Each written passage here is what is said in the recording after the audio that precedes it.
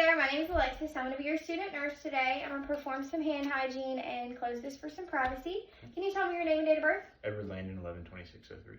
Okay, and is it okay if I confirm this on your wristband? Yes. Alright, everything looks good. Do I have consent to touch you today? Yes, ma'am. Alright, well, your doctor has ordered a head-to-toe assessment, and that is just an assessment where I'm going to go through each of your body systems, ask a few questions, and assess your heart and lungs, okay? Okay. Alright, can you tell me where you're at? I'm at the Coliseum Hospital. Okay, and can you tell me the date? Today's March 1st, 2024. Alright, can you tell me who the president is? Joe Biden. Alright, and the time? It's about 7 o'clock. Okay. Alright, and I'm going to go ahead and explain to you something we use that's called the Glasgow Coma Scale. Okay. So we do this for trauma patients that have experienced types of accidents and things. So we assess motor function, verbal, and consciousness, okay? Okay. Alright, and I'm going to go ahead and take a look at your eyes. Alright, so I'm going to take this and I'm going to shine it, and if you'll just follow the light, and then I'm going to move this inward and outward to follow to see if you're accommodative, okay? Okay. Alright. Okay, and then, alright, and then I'm going to have you just follow in and out for me. Okay, so I would say your pupils are a 4, which is normal. Okay. Now, have you been experiencing any issues with your sight? No. Alright, I'm just going to take a look at your ears, make sure everything looks good. Okay, and do you experience a lot of earwax? No. Okay, alright, and I'm just going to take a look in your nose. Now, do you have any trouble breathing? Not usually. Okay, alright, and if you'll just open, do a big off for me. Alright, now what about any types of mucus or anything? Nothing crazy. Okay, alright, now I'm going to go ahead and just fill your throat, okay? Okay. Alright, now do you have difficulty swallowing? No. Alright, okay, everything looks good. Now I'm going to just kind of take a look at your skin integrity. So this is just going to be, I'm just going to pull in her clavicle, okay? Okay. Alright, so let's see. So your skin's non-tinted, you look to be hydrated. I don't see any signs of dehydration. So I'm going to go ahead and move on to your heart. Okay. So I'm going to start with just listening to your heart sounds. Now, do you take any type of blood pressure medication? No, ma'am. Alright, awesome. So I'm going to start with listening to the aortic valve on the right side, moving over to the left side, the pulmonic, down to the Erb's point, tricuspid, and then my patient's mitral valve. Alright, and now I'm going to assess your capillary refill. So can you just hold out your hands for me? Mm-hmm. And that's just making sure to see if you have good blood return to your fingernails. Okay, everything looks good. I'm going to go ahead and assess you for some edema. This is just swelling in your extremities. Alright, I'm just going to feel here, all the way down. I don't feel any type of swelling. Now, I did want to explain to you that when you're listening to the diaphragm, you would look for normal sounds, and then you would flip to the bell if you're listening for S3 or S4 sounds, which are known as, like arrhythmias or any type of abnormalities in the heart sounds.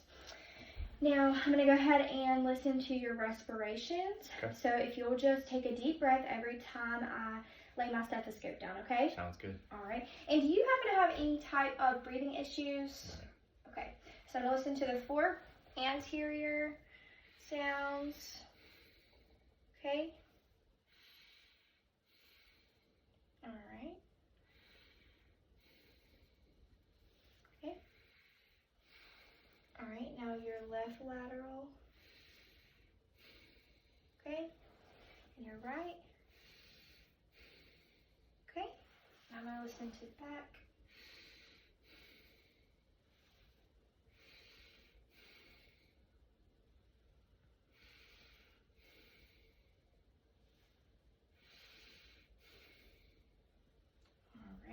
So I would say that my patient has hypnea, so they have normal breathing.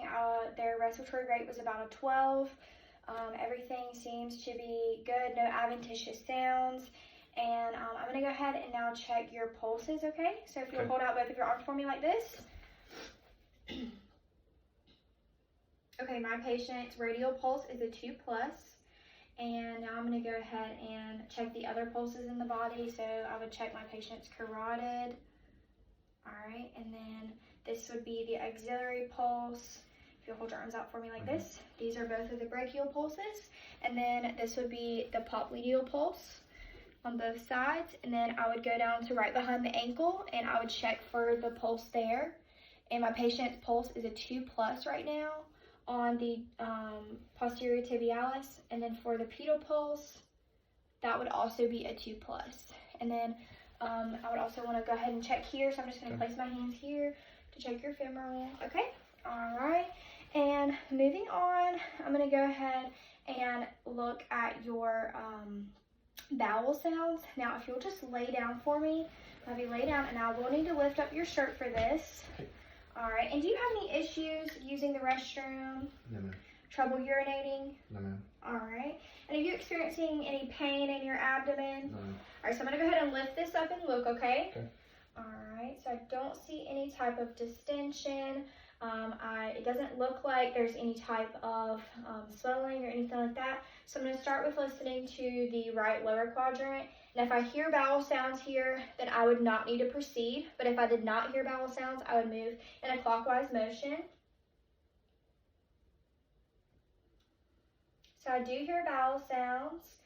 All right, now I'm going to go ahead and just kind of feel around on your stomach, okay? Okay.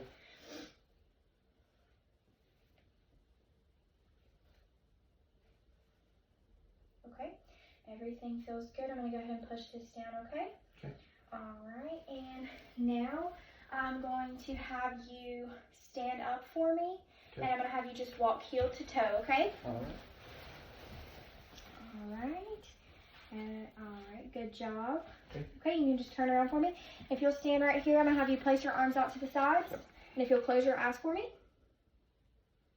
All right, and you don't seem to have any balancing issues, so you can go ahead and take a seat. Now I'm going to have you take your hand, and if you'll just hold it out for me. And I'm going to, if you will flex for me. Okay, and then if you will extend for me. Okay, perfect. I'm going to do the same thing with your arm. If you'll extend for me, and if you'll flex for me. Okay? And then if you'll do the same thing for your knee, if you'll flex and extend. Okay, perfect. And then for your foot, if you'll just go up like this for me, and then down like this for me. All right. And now, do you ever experience any issues with walking, any pain? No. Okay.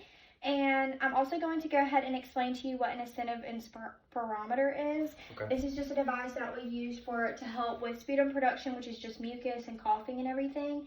And if you were just a regular patient using an ascending spirometer, you would do 10 breaths every hour. And then if you were a bedbound patient, you would do the same thing for every 2 hours. And you would turn, take a deep breath, and cough. Got it. Okay? And do you have any questions for me? No, ma'am.